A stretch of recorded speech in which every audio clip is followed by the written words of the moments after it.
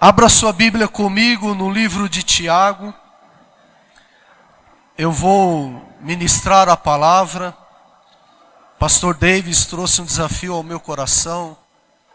Pediu para que eu compartilhasse com vocês sobre o livro de Tiago. Abra sua Bíblia aí comigo. Queria pedir a gentileza de todos se sentarem. Não será ofertório agora, nós vamos ouvir a palavra do Senhor. E eu creio que Deus vai promover cura e libertação ao nosso coração. Abriu aí? Tiago capítulo 1. Deixe aberto aí em Tiago 1. Eu vou compartilhar com vocês algumas coisas que Deus está tratando comigo e eu fiquei feliz porque nós cantamos agora que sobre todas as lutas nós não vamos parar. Depois da batalha, depois da luta, vem a coroa. Depois de toda a tribulação, sempre vem o tempo de paz. Amém, queridos? Você crê assim? Então, deixa eu dizer algo a você. Eu não estou aqui para... A minha intenção não é julgar ninguém. Não é apontar o dedo para ninguém, mas é compartilhar com você aquilo que Deus tem falado ao meu coração. E ao ler a carta de Tiago, eu me identifiquei muito com algumas coisas que eu quero compartilhar com você. Porque Tiago é uma carta prática. É como se fosse o livro de Provérbios do Novo Testamento. É uma carta que ensina sobre as nossas atitudes, sobre o nosso comportamento, sobre como devemos agir em meio a todas as dificuldades, em meio a toda a provação. Então, o primeiro capítulo 1 de Tiago, versículo 1, diz assim: Tiago, servo de Deus e do Senhor Jesus Cristo, as 12 tribos dispersas entre as nações, saudações. Amém? Acompanhou aí?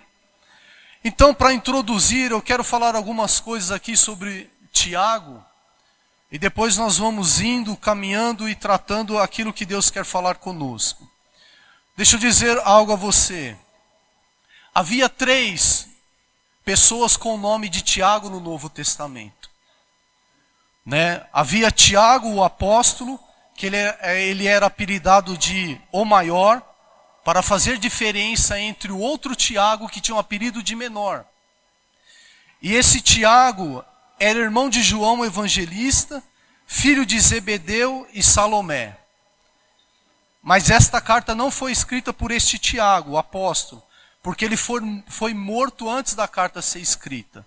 O segundo Tiago, filho de Alfeu, ou Tiago menor, que tinha um apelido de menor, pequeno. Ele também foi um dos 12 apóstolos. Mais nada se sabe sobre ele, ele não teve muita influência sobre a igreja, então a carta não foi escrita por ele.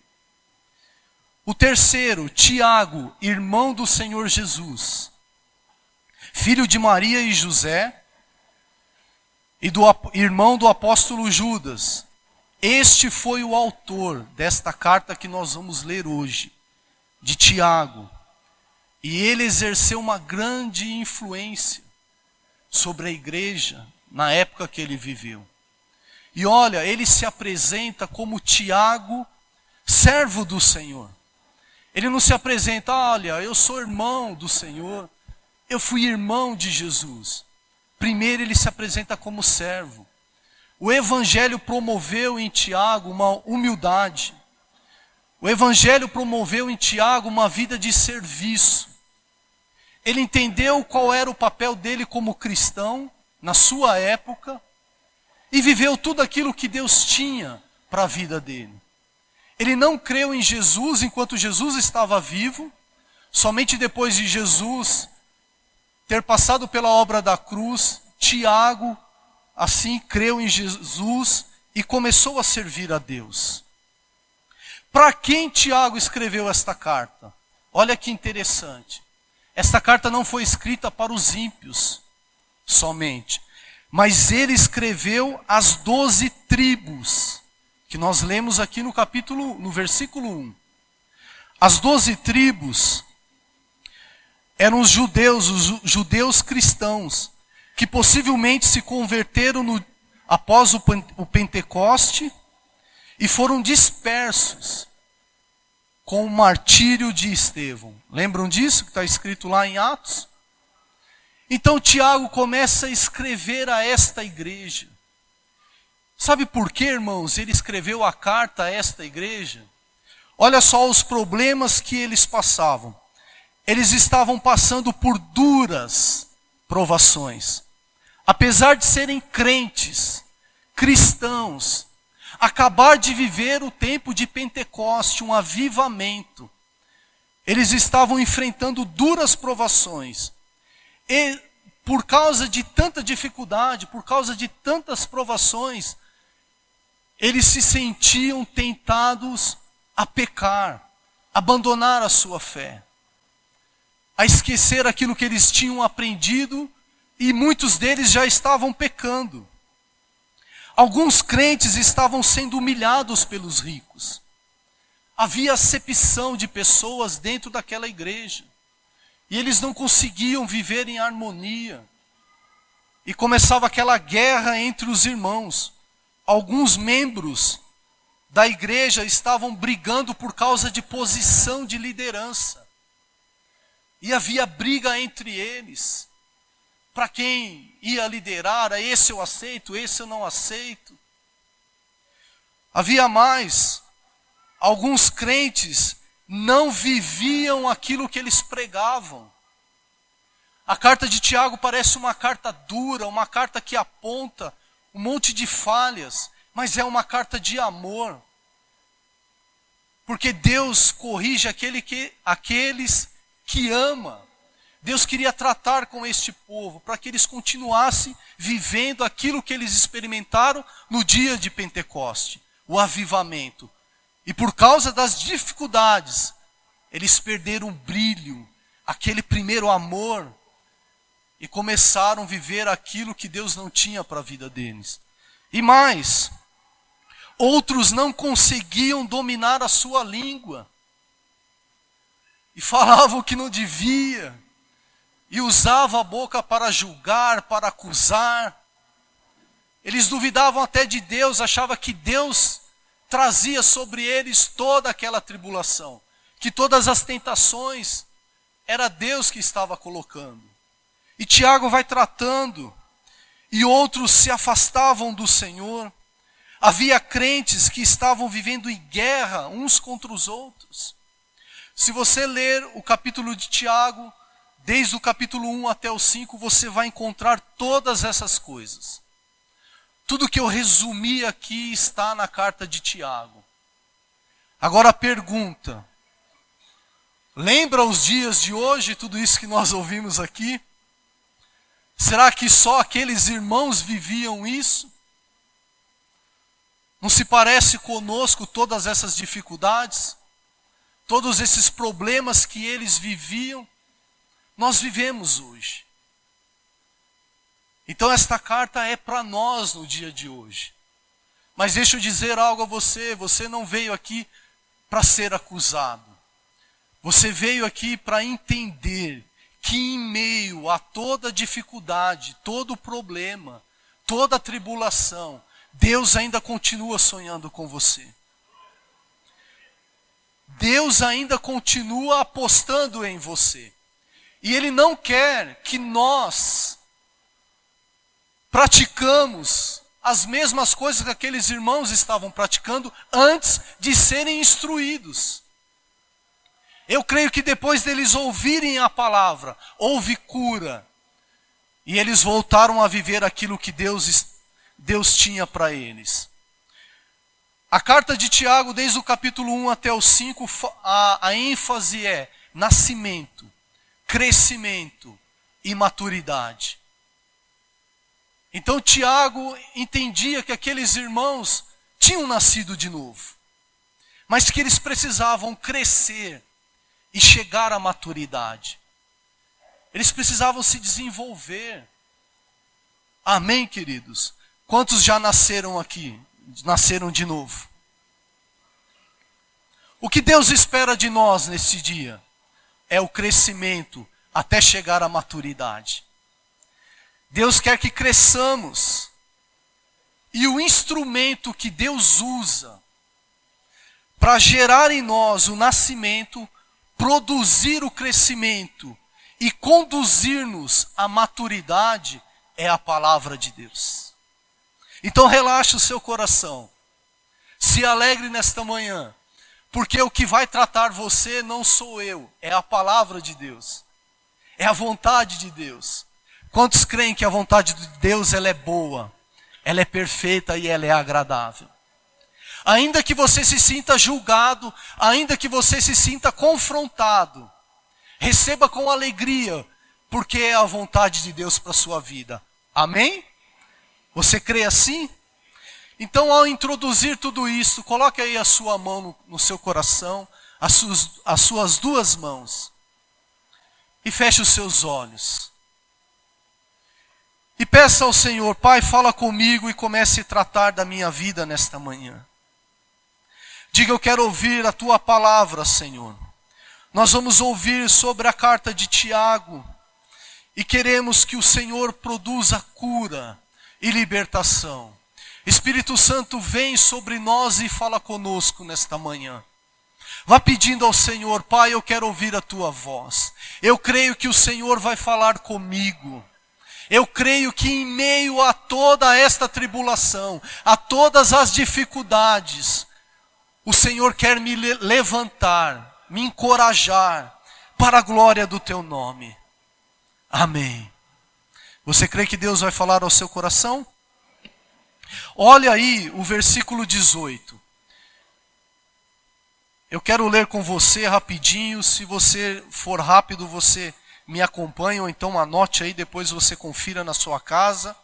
Olha o que diz o versículo 18. Pela sua própria palavra, ele fez com que nós nascemos, por meio da palavra da verdade, a fim de ocuparmos o primeiro lugar entre todas as criaturas. Aqui Tiago está falando que Deus, com a ação do Espírito Santo, usou a palavra para que nós pudéssemos nascer. Você é nascido da palavra de Deus. O Verbo se fez carne e o Espírito Santo habita dentro de você. Há poder na sua vida. Irmãos, nós precisamos começar a enxergar a vida cristã de uma maneira diferente. Eu nasci de novo. Ah, pastor, eu estou aqui, mas eu ainda não tive nenhuma experiência com o Senhor, não nasci de novo. Deus quer te alcançar. Você nascerá pelo poder da palavra de Deus. Você não nasceu à toa. Deus tem um plano, tem um projeto, tem um caminho. Há poder em nós, irmãos. Nós temos poder que é superior a todas as dificuldades. Segundo, versículo 21. Portanto, deixe todo costume imoral e toda má conduta. Aceite com humildade a mensagem que Deus planta no coração de vocês, a qual pode salvá-los. Aqui está falando de crescimento. Que nós vamos abandonar tudo aquilo que nos atrapalhava, tudo aquilo que nos prejudicava. E nós começamos a crescer. A vida cristã, ela precisa ser crescente. Nós precisamos crescer de glória em glória. E o que faz nós crescermos, o que nos faz crescer, são as dificuldades. Não tem como ganhar se não houver luta. Não tem como crescer se não tiver algo a ser enfrentado. Para crescermos, precisamos ter dificuldades, obstáculos. É assim que crescemos. Só que a gente enxerga de uma maneira diferente. A gente acha que as dificuldades são para nos matar, para nos frear. Mas não. Se Deus permite alguma coisa sobre a sua vida, é para que você cresça. Amém até aí? Versículo 22. Não se engane, não sejam apenas ouvintes dessa mensagem, mas ponham em prática. Ele disse que a prática da palavra de Deus é que gera maturidade. Então, irmãos, fica fácil para nós. Não é complicado, nós já nascemos de novo. Sobre todas as dificuldades que vêm sobre nós, é para que possamos crescer. E nós vamos chegar à maturidade quando no meio das dificuldades, praticarmos a palavra de Deus. Esta é que gera a maturidade. Amém até aí? Então, Tiago, resumindo tudo isso, ele disse: ei, povo de Deus, as suas maiores dificuldades, as nossas maiores dificuldades, quando abandonamos a fé, quando colocamos o pé no freio, quando desistimos de lutar, é por causa da imaturidade cristã. Tiago começou a tratar isto, que havia imaturidade, e a imaturidade traz dúvida, a imaturidade faz-nos frear, a imaturidade faz-nos duvidar de Deus e daquilo que Deus tem para nós. De que maneira podemos identificar a imaturidade e conhecer a maturidade que Deus tem para nós? Começar a desenvolver isso em nós. Olha o versículo 26. Alguém está pensando que é religioso? Se não souber controlar a sua língua, a sua religião, a sua espiritualidade, não vale nada. Ele está enganando a si mesmo. Para Deus, o Pai, a religião pura e verdadeira é esta: ajudar as viúvas nas suas aflições e os órfãos, e não se manchar com coisa alguma deste mundo. Então Tiago está apontando, olha, quando nós achamos que somos espirituais, mas não conseguimos domar a nossa língua, a gente reclama, a gente julga, a gente fala mal, a gente confessa aquilo que Deus não tem para nós. Isto é sinal de imaturidade. Nós estamos enganando a nós mesmos. Há tantas promessas do Senhor na sua palavra, mas o que menos sai da nossa boca é a palavra de Deus. Isto é um sinal de imaturidade. Agora, o que é maturidade para Tiago e para a palavra de Deus? É o serviço, é fazer a obra de Deus, é cuidar dos necessitados, é se envolver. Isto é sinal de maturidade. E se purificar e se manter santo, orar, ler, buscar a vontade de Deus, aí sim é sinal de maturidade na nossa vida. Então Tiago, ele foi muito claro, e muito prático, e muito fácil de entender. É fácil de nos medir, de nos examinar. Como nós estamos levando a vida? Será que em alguns momentos nós nos mostramos maduros e em outros imaturos? Será que de repente a gente nós somos cristãos maduros, que tem maturidade cristã, mas quando a coisa aperta, quando vem a dificuldade, nós agimos com imaturidade. A gente abre a boca para falar o que não devia, a gente machuca, a gente fere, a gente aponta, aí a gente desiste, a gente perde as coisas por palavras que saíram da nossa boca, a gente perde posições, a gente perde a bênção do Senhor, a gente fere a esposa, fere o marido, fere os filhos, por causa da imaturidade. Aí Tiago está dizendo: ei, irmãos, já nasceram de novo, nós precisamos crescer e alcançar a maturidade. Amém até aqui? Então, as provações produzem crescimento. Olha aí no versículo 2. Olha aí no versículo 2. O que Tiago está dizendo: Meus irmãos, considere motivo de grande alegria o fato de passarem por diversas provações.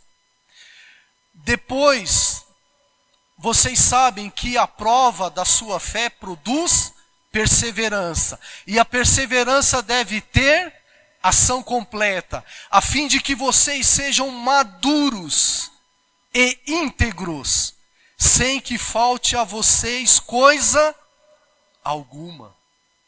Olha só o que o Tiago está dizendo, que todas as tribulações, as provações, nós devemos enfrentar com alegria.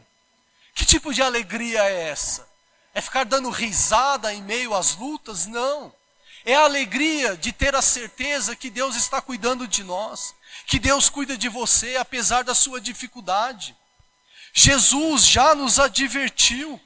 O apóstolo Paulo escreveu: através de muitas tribulações nos importa entrar no reino de Deus. O apóstolo Paulo disse também, Jesus disse lá em Hebreus, olha o que está escrito sobre Jesus. Se você for rapidinho aí, abra Hebreus 5, 7 e 9. E ele, Jesus, no dia da sua carne, tendo oferecido com forte clamor e lágrimas, orações e súplicas, a quem o podia livrar da morte. E ele, tendo sido ouvido por causa da sua piedade, embora sendo filho, aprendeu a obediência pelas coisas que sofreu, e tendo sido aperfeiçoado. Até Jesus aprendeu com as dificuldades. Até Jesus passou por lutas, por tribulações. E ele orou, ele chorou e ele clamou àquele que podia livrá-lo. E Deus o permitiu a passar pela obra da cruz. E ele aprendeu e cresceu. O que dirá de nós, irmãos? Como você enfrenta as suas dificuldades? Como você vê as coisas que você está enfrentando? Nós precisamos crer que Deus está cuidando de nós. Olha o que diz Romanos 5, do 3 ao 5. Não só isso, mas também nos gloriamos nas tribulações, porque sabemos que a tribulação produz perseverança, e a perseverança um caráter aprovado, e o caráter aprovado, esperança.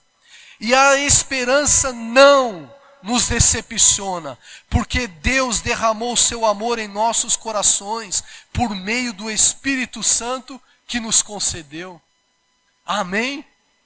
Olha que promessa maravilhosa. Tudo o que está acontecendo com você, meu irmão, se você conseguir enxergar numa ótica diferente, como Deus enxerga, a Bíblia diz que Deus não tenta ninguém. Deus só quer o nosso bem, aqui mesmo no livro de Tiago. Deus quer o nosso bem. Então você precisa levantar a sua cabeça, crer e crescer e aprender com as dificuldades. É isto que Deus espera de nós, crescimento, a se tornar maduro. Há tantas coisas que podemos fazer, mas qualquer dificuldade, qualquer obstáculo, nós enxergamos ao contrário daquilo que Deus espera e começamos a abandonar, começamos a faltar nas células, começamos a faltar nos cultos, começamos a deixar de crer que Deus ainda pode mudar, Deus ainda pode curar, Deus ainda pode libertar. Parece que a dificuldade é maior do que o nosso Deus. Pelo contrário, não há nada que Deus não possa fazer por nós. Não há nada que Deus não possa fazer você crescer em todas as dificuldades. Amém até aqui? Olha só, a Bíblia diz que as provações visam a glória de Deus. O cego de nascença, Jesus disse, ele nasceu cego, para que nele se manifestasse a glória de Deus. De Lázaro, Jesus disse, esta enfermidade não é para a morte, mas para a glória de Deus. Jó disse, eu te conhecia de ouvir falar, mas agora os meus olhos te veem. Lembra o que o pastor ministrou sobre a vida de Jó? Jó cresceu com todas as suas dificuldades. Levante sua mão direita comigo e diga: eu vou crescer diante de todas as minhas dificuldades.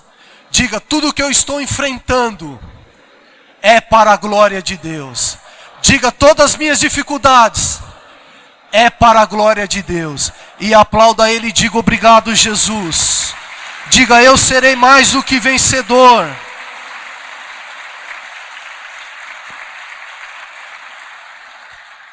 Deus trouxe uma frase ao meu coração.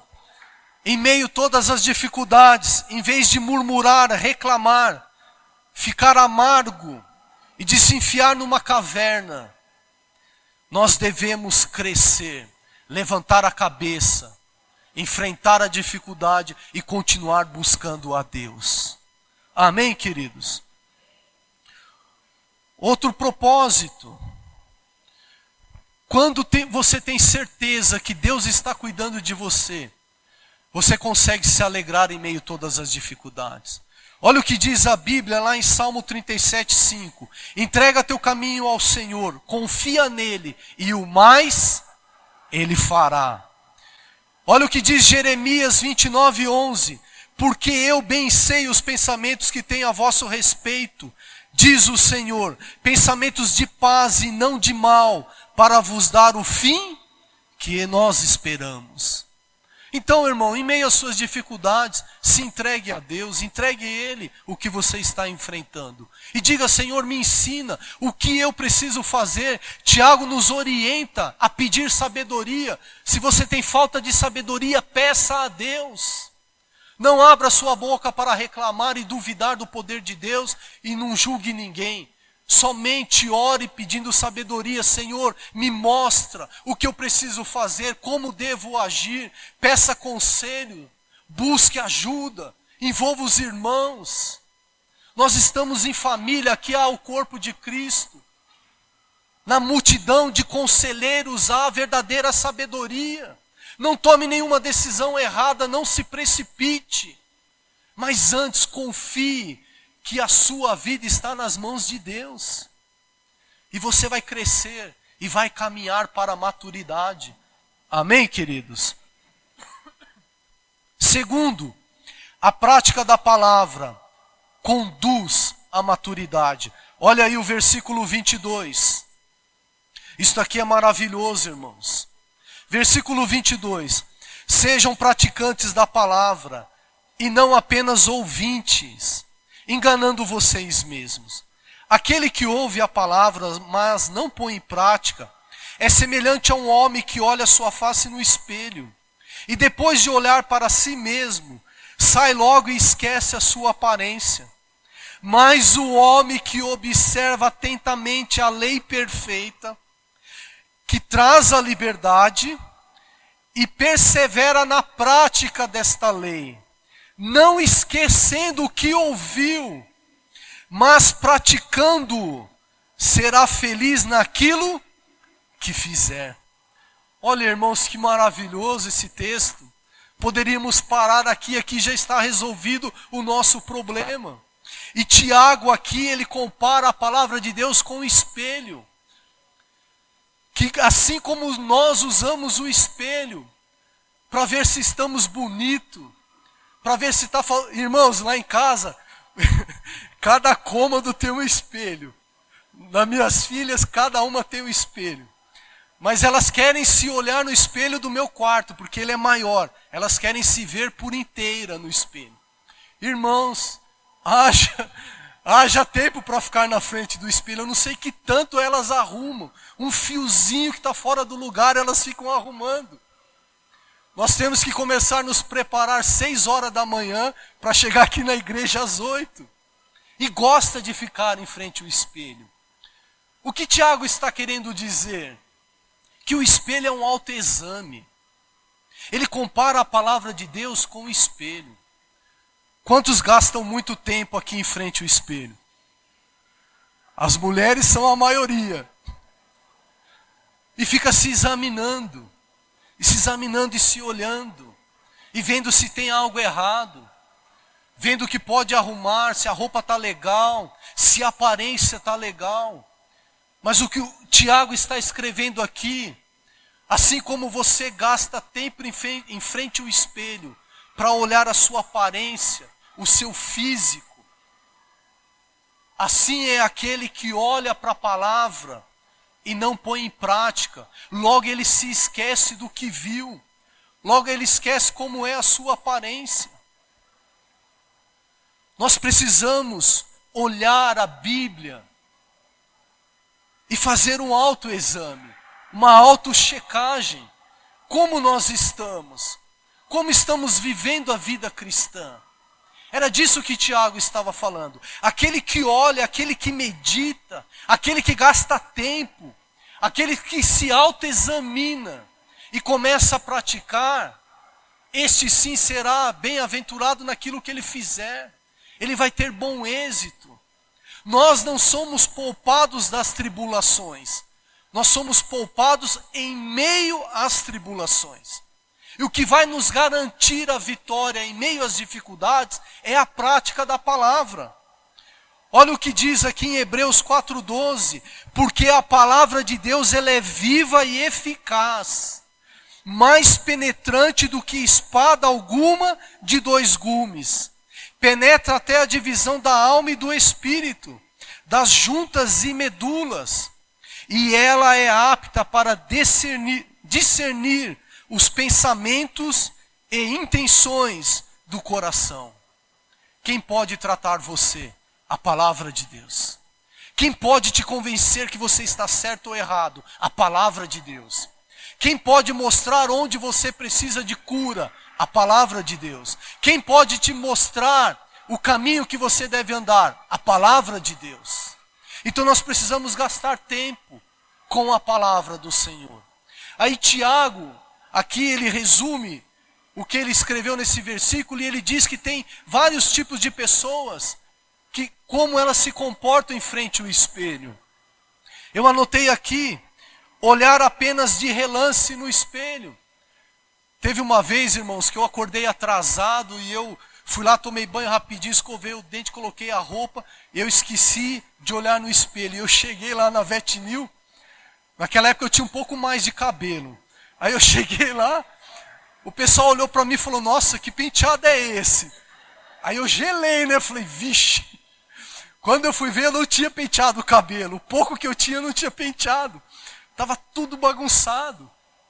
Então tem pessoas que não demoram com a palavra de Deus. Olha o que eu anotei aqui. Muitas pessoas não estudam a si mesmo quando leem a Bíblia.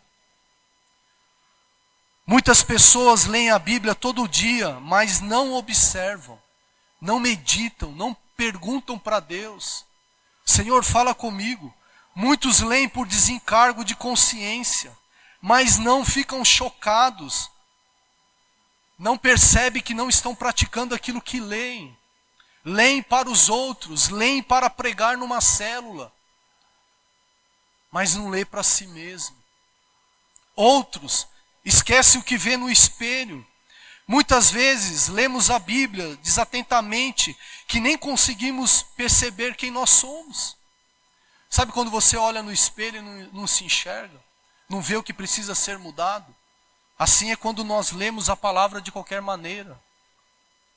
Como se a nossa não se lembra como é a sua aparência, não tem convicção de pecado. Nós estamos lendo a Bíblia, mas a gente não consegue enxergar onde precisa de mudança. Não sentimos sede de Deus, não falamos como Isaías, ai de mim, que tenho lábios impuros. Não falamos como Pedro, Senhor, aparta de mim, porque eu sou um homem pecador. Não falamos como Jó, eu me abomino no pó e na cinza. Irmãos, leia a Bíblia para você mesmo. Pergunte a Deus, Senhor, fale comigo. É disso que Tiago estava falando. Nós precisamos gastar tempo com a Bíblia. Precisamos questionar, nos autoavaliar. Nós temos mais facilidade em avaliar o esposo, a esposa, os filhos, o pastor, o líder, o amigo, o patrão, o gerente, seja quem for. Nós somos craques em avaliá-los. Mas Deus está preocupado como você se avalia. E Ele está dizendo, eu tenho a cura para você. Medite na minha palavra, confie na minha palavra. É tão simples, é um autoexame. Fracassar naquilo que está vendo. Tiago está falando, vocês se acham espirituais, mas não praticam a palavra. Às vezes nós sabemos e ouvimos. Lembra o que nós lemos aqui? Aquele que não esquece o que ouviu. Precisa correção, precisa mudança. Aceite, considere, valorize aquilo que Deus está falando com você. Não pense que Deus somente está te julgando. Deus está mostrando onde precisa ser corrigido. Nós precisamos corrigir, senão a gente se engana. Eu estou enganando a mim mesmo, não estou enganando a Deus, não estou enganando o pastor, não estou enganando a minha esposa. Quando há pecado oculto, eu engano a mim mesmo e deixo de crescer e deixo de ser maduro. Aí não consigo enfrentar as dificuldades, aí eu perco a presença do Senhor, perco a bênção do Senhor. Amém até aqui, queridos? Quem pratica a palavra torna-se verdadeiramente livre. É a palavra que liberta, irmãos. Somente a palavra pode te libertar. Se você ler, se eu ler a palavra, e eu orar, e eu buscar, eu serei liberto, eu serei curado. Olha o que eu anotei aqui. Quem pratica a palavra torna-se verdadeiramente livre. Porque Tiago chama a lei de Deus, lei perfeita, lei da liberdade. É a palavra que liberta. Ouvir a palavra sem praticá-la é enganar-se a si mesmo. É como olhar no espelho, ver que precisa de mudança e não tentar corrigir. Mas quem obedece à palavra é bem-sucedido em tudo o que faz. Foi o que nós lemos aqui. Para encerrar, abra sua Bíblia comigo em Josué 1. Josué capítulo 1. Olha o que Deus fala da palavra do Senhor. Da sua própria palavra. Então somente esforça-te e tem de muito bom ânimo, para teres cuidado de fazer conforme toda a lei que meu servo Moisés te ordenou. Josué 1, versículos 7 e 8. Vou começar de novo. Então somente esforça-te e tem de muito bom ânimo, para teres cuidado de fazer conforme toda a lei que meu servo Moisés te ordenou. Dela não te desvie para a direita e nem para a esquerda, para que prudentemente te conduza por onde andares. Não se aparte da tua boca o livro desta lei. Antes, medite nela dia e noite, para que tenhas cuidado de fazer conforme tudo quanto nele está escrito. Porque então farás prosperar o teu caminho e serás bem-sucedido. Aí está o segredo da nossa maturidade, irmãos. Primeiro, as nossas dificuldades são para gerar em nós crescimento. E segundo, o crescimento em meio a todas as dificuldades vão gerar em nós uma vida de maturidade. Eu serei um cristão maduro se eu praticar a palavra do Senhor. Amém, queridos? Quantos creem naquilo que ouviu? Feche o seu coração, só quero orar um pouquinho e chamar o pastor Davis.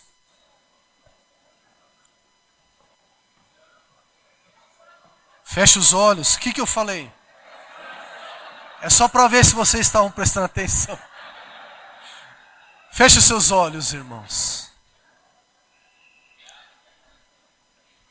Se Deus falou com você, e você consegue enxergar aonde você precisa mudar, eu só quero te desafiar numa coisa, como eu fiz a oração nesta manhã. Senhor, sonda-me, vê se há em mim algum caminho mau, e guia-me pelo caminho eterno. Peça isso ao Senhor. Diga, Senhor, que a tua palavra continue tratando comigo. Que eu cresça, que eu me torne um cristão maduro, em nome de Jesus.